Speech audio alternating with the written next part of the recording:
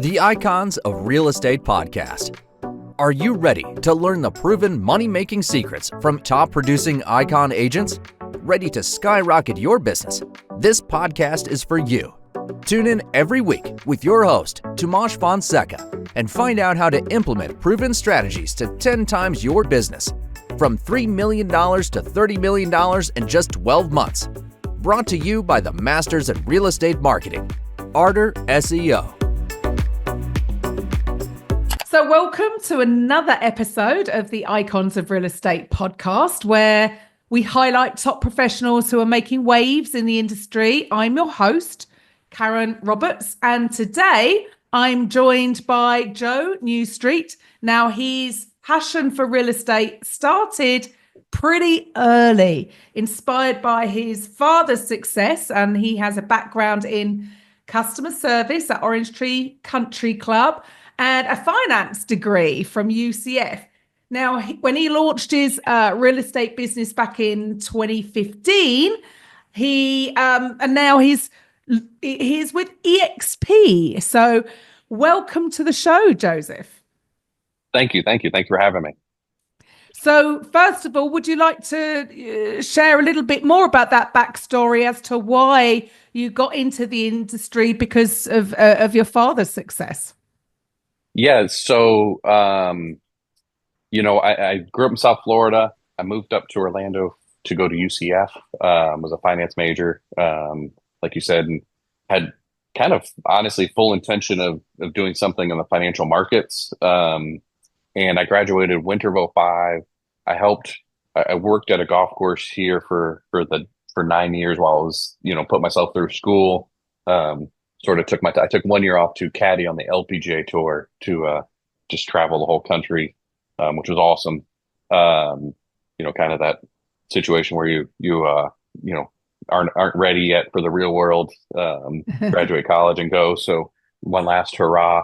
So I did that and, graduated and both markets, financial and real estate were teetering, and before the what they call the collapse there. And I had a member here that was, kept insisting, for me to do real estate and said, no, I'm going to do finance, so I started to work for him. And like you said, I did have a background in it growing up, being around my dad who owned his own brokerage and then, had sold that and started working for big brokerages, running them.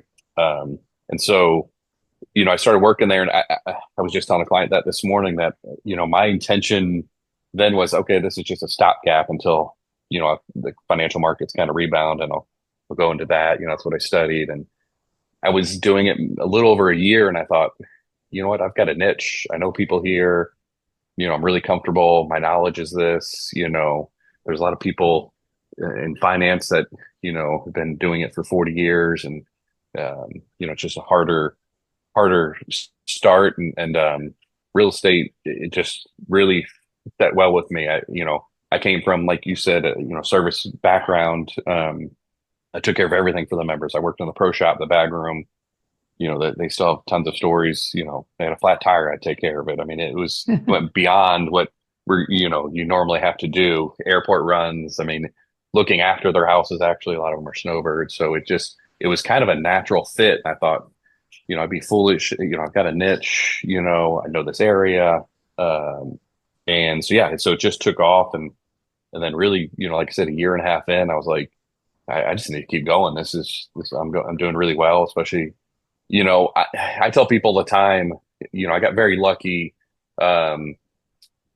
whereas, starting in real estate when the market was down. I started, I got my license in '07, really started kind of the end of '07, but '08 was my first year. And it was mostly short sales. It was mostly bank foreclosures. And I remember people a lot smarter than me in different industries saying, it didn't matter, not just real estate, but if you start in an industry when it's down, you can make it. It's going to be a huge thing for you when the market comes back. And that's proven, that's really, really happened. And so for me, a lot of it was just perfect timing. When I got in real estate, a lot of realtors didn't want to do any work. They had just come off of 3 years of selling houses left and right, doing anything they wanted. Mm. Not having to put in the work, just people were buying stuff in 2 minutes. And so when short sales came along and it was a lot of work, they didn't want to do it. So I I took off. And as a matter of fact, I had realtors back then giving me business because they're like, we're not doing this. We're not doing short sale. I'm not dealing with the bank, and they would send me their business on top of who I knew.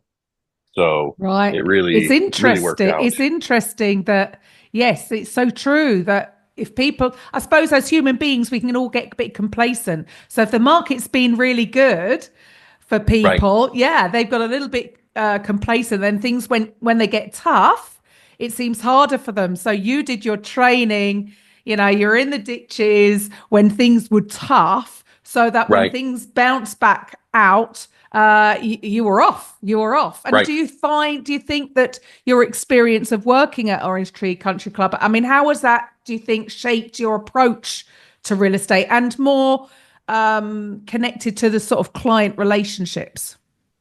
Yeah. It's a big thing because uh, you know, I learned early on that, I always tell people anybody can tell you what your house is worth, have a pretty good idea and kind of do that part. But for me, you've really got to know the niche. If you know what it's worth and what you're going against at that certain time, who's looking, at certain times I'll tell people, hey, we've got people I know will pay a little more because they just lost out on this. You've really got a heartbeat of the situation, the very, super current update. And you know but working here, I've got a lot I moved a client up to Georgia, drove her moving truck. She had no money. She had to have her house short sold. She was an older lady. She could barely afford the movers, and she's like, I don't know how I'm gonna get this truck up to Georgia. She's moving in with her sister. And I said, I'll drive it. I said, my wife now, but we weren't married at the time, followed me in her car, and we made a little trip of it up to Atlanta. She moved outside. It's probably an hour east of Atlanta, but I drove her truck up there and helped her unpack, move everything off the truck, and it was our U-Haul that was rented and turned it in. And my wife then, like I said, she was I don't think we were engaged at the time. I think we were just dating, but picked me up and we went and spent a couple days in Atlanta, and I came back home. And so it's you know I just this morning was at a client's house who's not in town, who's getting his roof redone. So I was over there just keeping an eye on it, making sure the roofers were there, the dumpster was there, they got the shingles in. So it's all the extra things, that most realtors don't want to do. And even after a sale, I tell people it's not a cheesy marketing line, that you're my client even after the sale. So when it's, a year, 2 years, something, you've got issues with it, your water heater, your AC, you want someone to, another opinion. You want to make sure no one's ripping you off, call me, I'll stop by. I'll run it by who I know and make sure that, you're not getting ripped off. You're not there. It's a really client relationship, that I do for a life. It's not just, okay, you bought my house. It was nice knowing you. If you want to sell, call me. It's, call me Mm. anytime. It's, tickets, I come across tickets all the time and give them to people. And golf, there's people always want to play golf, so I can help set them up with that. It's a big Mm. reason people move here and live here. And so yeah, so it's definitely working at Orange Tree started me off in that whole industry of, it's not just, you're here for one thing. It's the whole picture, to help any way you Mm. can, to make Yep. their life easier, their move easier, living here easier, anything I can do. Um, Right. that's what I take pride in. Brilliant. And because that's what's going to get you repeat business, and that's going to Correct. get you referrals when you do go above and beyond. And so then I suppose that combined with, even though you didn't go down that route, but having that background in finance, how has then that knowledge helped you guide your clients in making the smart decisions, if you like? So you've got the two things, right? Sure. Yeah. No, it was a huge, it's one of those things where you look back and it was kind of dumb luck, to be honest. I was just really good with numbers. I always joke around. My wife is very creative, very artistic. I can't draw a stick figure, but math just comes easy to me. So that's kind of why I went to the finance part of business, and I just loved it. I love numbers, and so that's always a huge help too, because a lot of people, not just investors. I mean, it's you know, I think the stat is 92% of people, their number one investment of life is their home, and so it's always good to be able to have that financial background to kind of explain things to them, because I get a lot of clients who buy a house and they're like, we're pretty sure we want this as our second home, but they're unsure of different things. And so when you can, solidify it with, hey, different options. In other words, if you decide for some reason you don't want this to be your second home, here's what it'll look like if you rent it. Here's what it'll look like, if you hold it for a couple of years.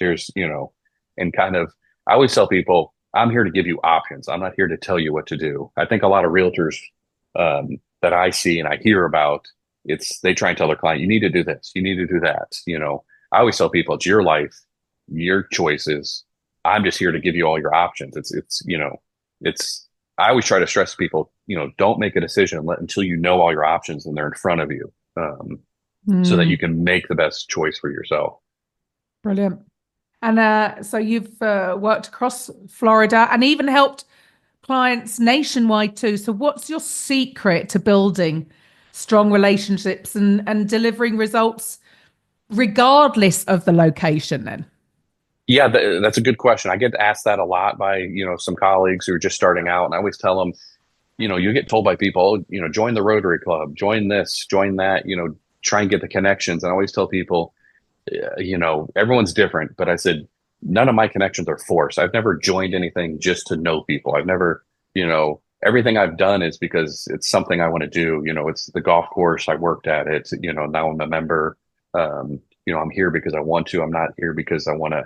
I think people can see through when it's like, okay, you just joined here because, you're a realtor and you want to hopefully one of us buy or sell. And it's, you're not really there to for any other reason. Where I tell people, the real connections are being with people, doing something with them, really just getting involved, organically. And then, real estate becomes a part of that, down the line. It's if you're trying to do it for real estate specifically, if people see through it, it's overdone. There's just too much going on. So it's, I always find that you just do what you like and what you love and how you can help people, and the real estate part, falls into place. And that happens, like you said, all around the country. So that's where all those connections, when it's, I get most of the ones I help around the country are, I've got a friend moving from Delaware right now down to here, and wasn't getting the best advice.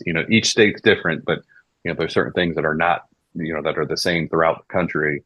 So it's, it's helping those people and just, I always tell people, you help as many as you can and everything falls into place after that. I don't, I get some realtors like, no, you need to sign this before I'll help you. You need to do this before I'll, and I'm like, you just help people and, they'll eventually want to be with you, because they've seen what you can do and they know you're there to help. And, I've had clients here, that, and this is one of the lucky things with time, your reputation, but I've had clients here who want to sell their house, kind of get me involved. And then out of nowhere, a family member or a neighbor, is like, hey, you know what, actually, I'll buy your house. They'll pay really market value or more. And I'll tell those clients, you got to sell it to them. I'll help you. I won't even charge you because you found somebody I'm just kind of helping guide you to. But, and like I said, you're there to help. You're not there to, your first thought isn't how much commission are you going to pay me? It's you've already got this deal set up. I'm just kind of fine tuning it, tweaking it to make sure no one makes any mistakes and you don't have something you need. And I'm not going to charge you for that. And I always tell people when you help someone like that, I'm not saying they should, but they do always feel obligated. Like, hey, he really helped me out. I've got to send him, I got to make sure I send friends to him, tell everyone, and it kind of comes back to you in multiple ways. Definitely. Anyone else they call is going to say, well, yeah, if you pay me this, I'll help you guys. And it's like, I never say that. I never say, I'm like, hey, let me just help you. And there's been a lot of times where, the neighbors said, I've got someone I'll pay. And then they don't want to pay what the market is. And we go for sale and get a much higher price, and it works out that way too. So, but my first thought is, how can I help you sell this house? And then the rest kind of all falls into place. So, Right. So what I'm hearing from you is, rather than seeing it as purely transactional, it's relationship first, and then that will come after. And if it doesn't, then you'll get some kind of, you get it back, not even necessarily from the person, but from somebody else. So right, correct. How has business been over the last year? A lot of people we've spoken to on this podcast, the question is always the same. Last year was weird, but how did you fare? How many transactions did you do last year? I did a good, my business stayed really steady. The one thing is, this past fall was slower than normal, just because we had a late hurricane. And we're lucky here in Central Florida. The hurricanes, I grew up in South Florida on the coast, so that was a whole different ball game. But in the middle of the state, it's not fun having a hurricane come through, but it's, you're not losing houses. You're not having, floods. You get branches down. It's a mess to clean up, but there's no, there's rarely any damage. It's a rare occurrence. And if it is damage, it's minor. It's like a tree fell, or, the screen enclosure had a little issues with screens. But it does slow everything down. People don't want to come here because they know it's a hurricane hit.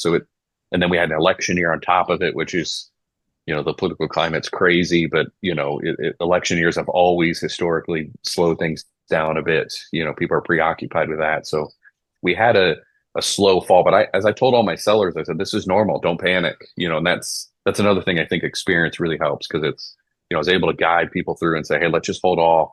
And, the one good thing that I know with experience is when we do hit a slow time for obvious reasons like that, like the hurricane and the election, that's going to make the winter and spring that much busier, because the people are still going to want to move here.